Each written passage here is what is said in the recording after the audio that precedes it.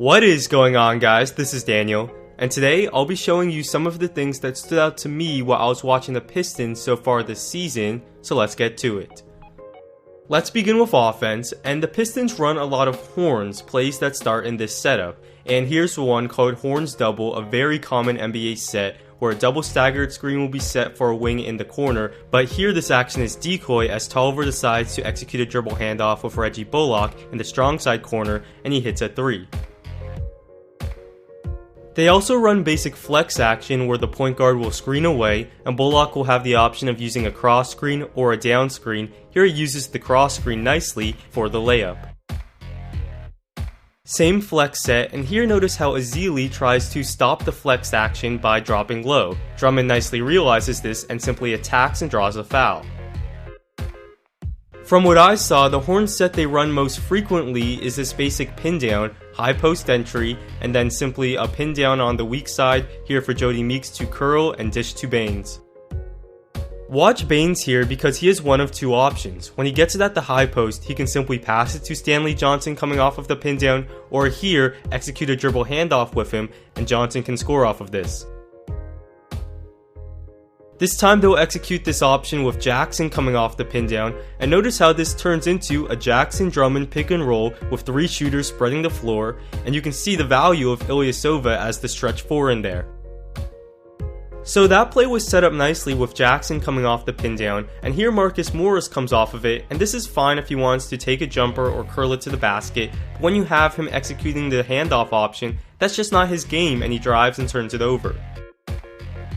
Again the pin down play, this time without the dribble handoff, and I don't love this secondary option. After Morris doesn't have a shot, they simply go to a Baines post up, and this is not an efficient play. And this is still one of the most effective sets out there, the elevator set. The Pistons run this out of horns, getting KCP a good look as he runs through 2 screens. So as you've probably noticed, all of the Pistons horn sets start with a high post entry. So to make this pass easier, one big will screen for the other. This is smart, and every once in a while, it'll lead directly to a scoring opportunity. Let's move on from horns, and one of the Pistons' favorite sets is Hawk, which starts with a UCLA cut, and here this action creates an open shot as Morris can pop out after setting the screen and get an open 3. Now typically the UCLA cut doesn't produce a shot. The main action is a ball screen on one side and a double staggered screen on the other. This is very difficult to defend, and here Morris can pick and pop for an open jumper. A pick and roll with weak side action is always dangerous, and here the defense will switch the pick and roll so Morris can post up a smaller defender and he draws a foul. Now take a look at this great variation out of Hawk. It looks like Jody Meeks is just running off a double screen, but in fact he's the decoy as they'll set up a pin down for Tolliver and he hits a 3. This variation is called twirl, and it's one of the best screen-to-screener actions out there. An important aspect of NBA play calling is deception, and one way to do this is have 2 different plays start the same way. So the defense is probably thinking Hawk when they first see the UCLA cut, but in fact this is a different play entirely. It's a double drag screen for Jackson, and here when the defense switches, Morris can post up Calderon, a clear mismatch.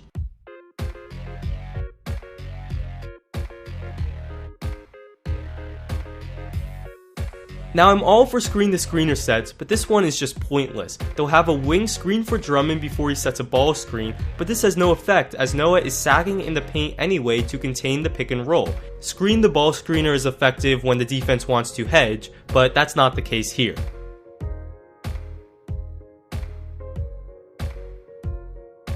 All this set does is take precious seconds off the shot clock and allow the defense to set up to prepare to defend the pick and roll. And here the offense stalls out.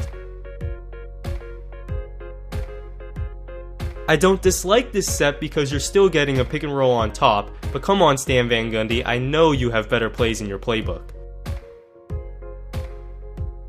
Something I noticed is that the Pistons do have terrific variety in their sideline out of bounds sets, and here's a basic flex set getting Morris an open 3, And this is fantastic. They'll run twirl, and Ilyasova, instead of receiving a pin down after setting a screen, he'll receive a flare screen for the open jumper. It's outstanding action. Green has to help on the double screen, and before he knows it, he's getting screened and the ball is in the basket. They'll take it out and go right into a set called 45, where Jackson will receive a double ball screen on top, allowing him to drive and score. Let's move on to defense. On occasion, the Pistons will hedge pick and rolls, and I have to say they don't do this well. Here Baines comes to hedge on one side, so Johnson must force the ball handler to that side. If he doesn't, that gives up a lane to the basket and an easy kick-out 3. The same thing happens here, as with one crossover move, Brooks is to the middle of the floor and shoots an easy floater. Also, they'll sometimes hedge when it's likely not the best option. It's best to hedge against the killer pick and pop guy. Gibson is not that, so when they hedge here, he's happy to roll to the basket and then kick out to an open shooter. And this was just awful, as Morris doesn't hedge or contain. Another issue I'm seeing is that too often the Pistons will allow middle on a pick and roll and then help one pass away off a shooter, giving up open looks. Brandon Jennings allows his man to use the screen toward the middle, Morris helps one pass away, and it's an open 3.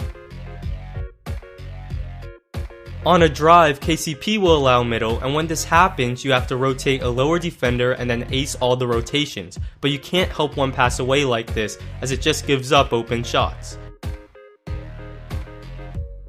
One thing I like is how KCP fights around screens. Watch here how he fights through 3 screens and does a terrific job on Steph. He has a high motor, and this time he'll fight through a screen and then poke the ball away. Admittedly, in limited viewing, I have been impressed with Morris's post defense. He's strong and doesn't bite on fakes, and he's certainly their best bet to guard wing post players like Melo or Andrew Wiggins. Ilyasova is one of those guys with active hands. He's always looking to strip the ball, and sometimes it's because he gets beat, but regardless, he has a great feel for when to swipe, and this doesn't make him a great defender, but it's better than nothing. If I were an opposing offense, I'd look to attack Baines in the pick and roll. He has slow feet, and guards can attack him and blow by him, as Aaron Brooks does here, drawing a foul. He's also not vertically explosive, so even if he's in good position, guards can still shoot over him. I'm calling you out, Andre Drummond. Your effort on D is inconsistent, and too often you just don't try. Here, watch how he doesn't try to contain the pick and roll at all. He's alert at first containing the ball, but on a basic drive he doesn't even protect the basket. He doesn't exert much energy on D here. Part of it is definitely fatigue, as most of these plays happen after he's already been in a good chunk of time. Well, there you have it, guys. Regardless of how this team does the rest of the regular season or in the postseason, the framework for this team is set for years to come. Jackson and Drummond surrounded by 3 guys who can shoot, and I like it. Well, thanks for watching, and see you next time.